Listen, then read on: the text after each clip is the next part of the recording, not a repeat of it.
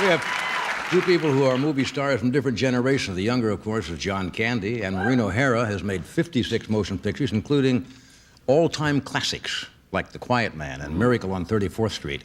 And she actually retired from the business 20 years ago, but apparently John persuaded her to come back for one more time, and the picture is called Only the Lonely, which comes out the 24th and has received some marvelous reviews. Would you welcome John Candy and Maureen O'Hara?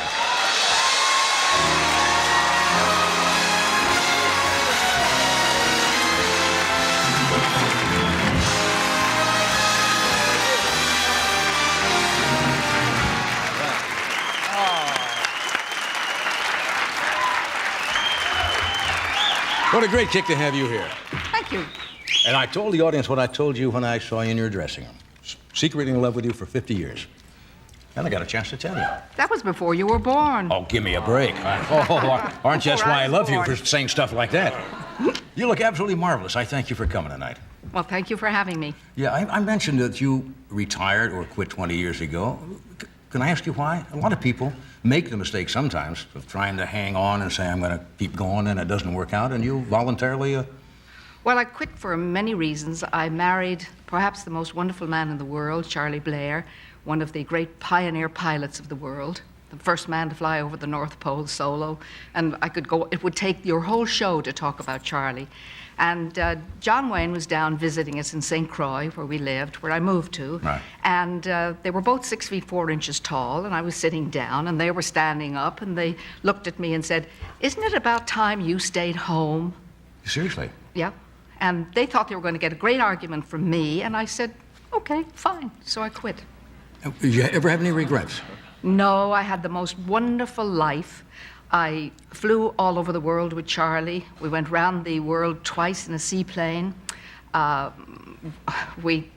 He was a general in the Air Force too. And so I got to live all the wonderful adventures that I had only acted out on the back of the Fox and the Universal lot. So I was living those adventures.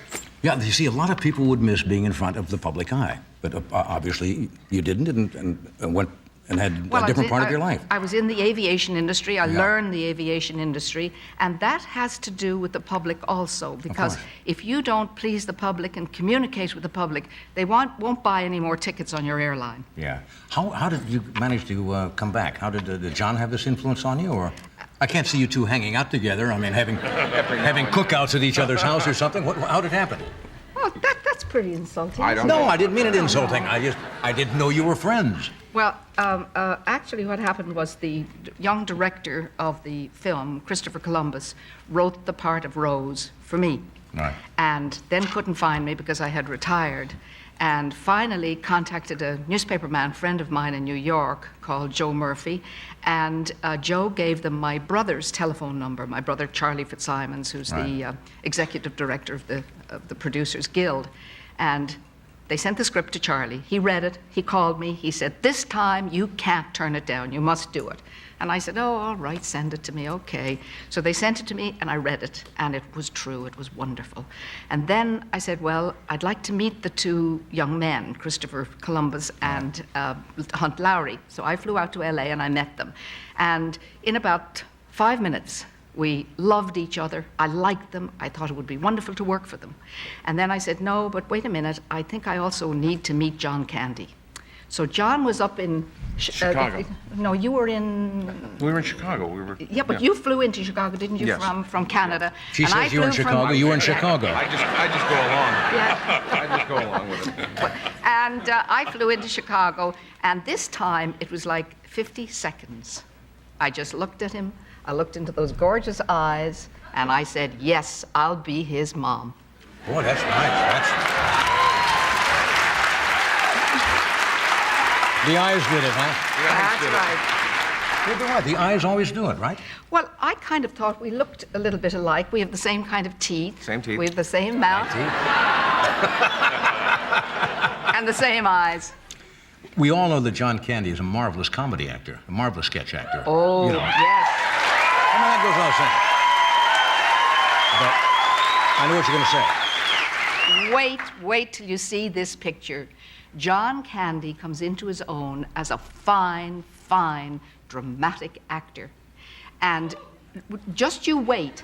In a little while, he's too young right now, but very soon, John Candy is going to be doing all the great roles that Charles Laughton has done. He's going to be doing Witness for the Prosecution and all the marvelous roles. He is a fantastic actor. You listen to Mother. I'm listening. Well, that's high praise indeed. That is high praise coming from you. Because I think people who are skilled at comedy are basically good actors. Oh, comedy is one of the most difficult things in the world to do. Yeah. Well, it was easy working with Maureen, I'll tell you. It was, what a pro. Did she make you comfortable? You must have- you Not at must have first. a little- Actually, in the first audition, when we were reading the script, see, I'm still nervous around you, see? No, when we first met, I mean, everybody in the room, when Maureen walked in, the whole room lit up. Everybody was smiling, beaming. And we went up to a little office upstairs, and we sat for about 3 hours talking about John Ford, or Mr. Ford, I should call him. Yes. And the Duke. Yeah. And we started reading the script. And when I first heard Maureen read, we were all just so captivated. I forgot I was next. You know, I had the next line. She'll never use read a it. review She'll in never the work trade with me. today. It was marvelous. Yeah. I read a review in the trade you today. read- you read and it, Variety? It was marvelous. Absolutely marvelous. Thank Can you. I ask you a silly question? When Jimmy Stewart was here, Yeah. and we talked about another great holiday movie, of course, which was It's a Wonderful Life. When they made that picture, it wasn't very well accepted by the public at that time, became a classic. When you did Miracle on 34th Street, was it at that time big as it has become? Yes, it was very, very big box office right away because it had the same kind of warmth and Yeah. charm that I think our picture has. Yeah. It was always popular. As a matter of fact, you'll see it every Christmas. When I'm nailed into the box and long gone, you'll still be seeing. Don't even talk You'll that. still be seeing it every I Christmas saw and it The Quiet Man I saw every it last March. holiday, and it was marvelous. Both the But pictures. just before Christmas, I was in New York and I was coming home from Mass in the middle of the day, and about 5 young kids came up behind me and they pulled on my coat and they said, "You're the lady that knows Santa Claus, aren't you?" And I turned around and I said, "Yes, I know Santa Claus very, very well." Isn't that nice to have that go on year after year after year? That's sweet. Freddie is giving me. We want to show this. We've talked about the picture. We have a small portion here, a couple of minutes. Does this need any little lead-in to explain this particular scene? I don't know what you're going to see. Your girlfriend is in the room with you when Mother comes. That's exactly right. You did well, thank you. The bedroom. The Yeah. bedroom scene. This is from Only the Lonely. Watch the monitors. Yes, no, good. That's a good scene. That's funny. That's a marvelous scene. Has John tried to sell you an interest in any football teams at all? Not. Thank you. The Argonauts, yes. No, Not we'll be yet. talking after the show on that one, though. Yeah, you Selling invested in season the tickets. Canadian football team, the Yeah, with Argonauts. Bruce McNall and Wayne Gretzky. Yeah. I had no idea I was going to be involved. I phoned Bruce McNall up to congratulate him. I read in the paper that he bought it, and he said, "Forget the congratulations, get your checkbook out." And Is this the first time you've ever been involved Yeah. in sports? yeah, It's not going to end there, you know. No, I know. I just didn't realize how involved it is. Didn't you guys How sign expensive it the is. Rocket, Yes, we signed the Rocket. There's Ismail, for something like, I hate to even quote the figure, 26 million. 26 million. million bucks over about US. 4 or 5 years, US dollars, Yeah. over how many years? 4.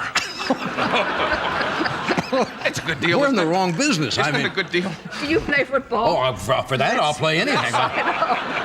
We're hoping. Now, a lot of people think he'll be great there because of Yeah. his running ability, because the Canadian football field, It's if a people wider do not field. know, is it what, 20 or 10, It's 65 yards wide. 65 versus the 50 yards? Yeah. And So- we've got a longer field, it's 110 yards long. And we've got end zones that go on forever. Yeah. So it should be good for him. When he turns the corner, he's got that extra 10 yards. You're gonna be involved in And an picking- extra man out there to block for him. You're going to be involved in picking players and all that stuff? I'll be blocking for him. With that kind of money, I'm looking after him. We'll take a break. We're coming right back. Stay there.